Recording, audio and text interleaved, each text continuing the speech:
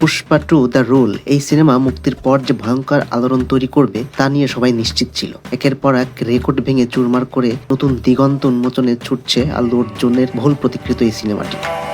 আর এই সিনেমায় আল্লু অর্জুনের বিপরীতে অভিনয় করেছে ভারতের দক্ষিণী অভিনেত্রী রাশমিকা মান্দানা। সম্প্রতি সময়ে ব্যাক টু ব্যাক অনেকগুলো চলচ্চিত্রে অভিনয় করে আলোচনায় এসেছেন তিনি। ভারতের আঞ্চলিক এই অভিনেত্রী এখন বিশ্বজুড়ে সমাদৃত। রাশমিকা মান্দানা হলো তেলেগু এবং কন্নড় ফিল্ম ইন্ডাস্ট্রিতে সবচেয়ে জনপ্রিয় এবং সর্বোচ্চ পারিশ্রমিক পাওয়া অভিনেত্রীদের মধ্যে একজন। নভেম্বর 2020-এ সার্চ ইঞ্জিন জায়ান্ট গুগল রাশমিকাকে 2020 সালের জন্য ভারতের জাতীয় ক্রাশ হিসেবে স্বীকৃতি দিয়েছে। রাশমিকা মান্দানা কর্ণাটকের কোডগু জেলার একটি শহর বিরাজপেটে 1996 সালের 5 এপ্রিল একটি মধ্যবিত্ত পরিবারে জন্মগ্রহণ করেন।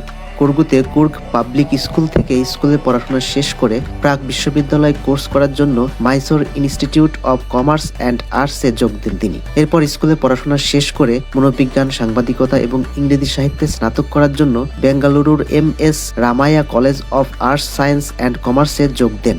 কলেজে থাকাকালীন সময়ে পড়াশোনার পাশাপাশি তিনি মডেলিং শুরু করেন। একই বছর তিনি clean and clear fresh face of India খেতাব অর্জন করেন এবং ক্লিন অ্যান্ড ক্লিয়ারের ব্র্যান্ড অ্যাম্বাসিডর হিসেবে যুক্ত হন। তারপরে লামোডে বেঙ্গালুরু টপ মডেল হান্টে 2013-তে তিনি TVCর খেতাব অর্জন করেন। প্রতিযোগিতা থেকে কিরিক পার্টি চলচ্চিত্রে প্রযোজকদের দৃষ্টি আকর্ষণ করেছিলেন তিনি, যারা তাকে চলচ্চিত্রের প্রধান ভূমিকার প্রস্তাব দিয়েছিল। আর তখন থেকেই তার চলচ্চিত্রে অভিষেক ঘটে। তারপর থেকে একের পর এক হিট সিনেমা দিতে থাকে রাশমিকা। এখন তিনি তেলেগু এবং কন্নড় চলচ্চিত্র শিল্পে অন্যতম জনপ্রিয় এবং সর্বাধিক পারিশ্রমিক পাওয়া একজন অভিনেত্রী। 2016 সালে তার প্রথম মুক্তিপ্রাপ্ত সিনেমা কিরিক পার্টি। 2017 সালে আঞ্জানি পুত্রা এবং চমক সিনেমার মাধ্যমে তিনি চমক দেখান। 2018 সালে মুক্তি পায় চলো, গীতা গোবিন্দম এবং দেবদাস। 2019 সালে যাযামানা, ডিয়ার কমরেড, সারিলেরু নিকো ভেরু এবং ভীষ্ম সিনেমার মাধ্যমে সাফল্য দেখান। 2021-এ পাগরু, সুলতান এবং সর্বাধিক আলোচিত সিনেমা পুষ্পা দ্য রেইজ মুক্তি পায়। 2022-এ অভিনয় করেন আদাভাল্লু, মিখু জহালু, সীতারামাম এবং গুড বাই সিনেমাতে। 2023 সালে ভারিসু, মিশন মজনু এবং প্রথম হিন্দি সিনেমা অ্যানিম্যাল মুক্তি পায়। 2024-এ মুক্তি পেয়েছে তার সবথেকে ব্যবসা সফল সিনেমা পুষ্পা দ্য রুল। এছাড়াও তার বেশ কিছু সিনেমা মুক্তির অপেক্ষায় রয়েছে। সেগুলো হলো সাবা, রেইনবো, দ্য গার্লফ্রেন্ড এবং সিকান্দার। ব্যক্তিগত জীবনে রাশমিকা অভিনেতা রক্ষিত শেট্টির সাথে বাগদান করেছিলেন। তারা কিরিক পার্টি সিনেমা নির্মাণের সময় ডেটিং শুরু করেছিলেন এবং 2017 সালের 3 জুলাই রাশমিকার নিজ শহর বিরাজপেটে একটি ব্যক্তিগত অনুষ্ঠানে তাদের বাগদান সম্পন্ন হয়েছিল। কিন্তু এই যুগল পারস্পরিকভাবে অসামঞ্জস্যতার বিষয়গুলো উল্লেখ করে 2018 সালের সেপ্টেম্বরে তাদের সম্পর্ক ছিন্ন করেছিলেন। তবে রাশমিকা মান্দানার আবার প্রেমের গুঞ্জন শোনা যাচ্ছে দীর্ঘদিন ধরেই।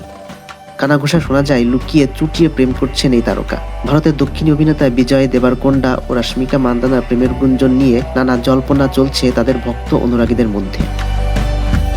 বিজয় ও রাশমিকা জুটি বেঁধে প্রথম অভিনয় করেন গীত গোবিন্দম সিনেমায়। এই ছবির সুবাদে তারা জনপ্রিয়তা পান আর নিজেদের মধ্যেও গড়ে ওঠে ঘনিষ্ঠ সম্পর্ক। এরপর তাদের একসাথে দেখা যায় ডিয়ার কমরেড সিনেমাতে।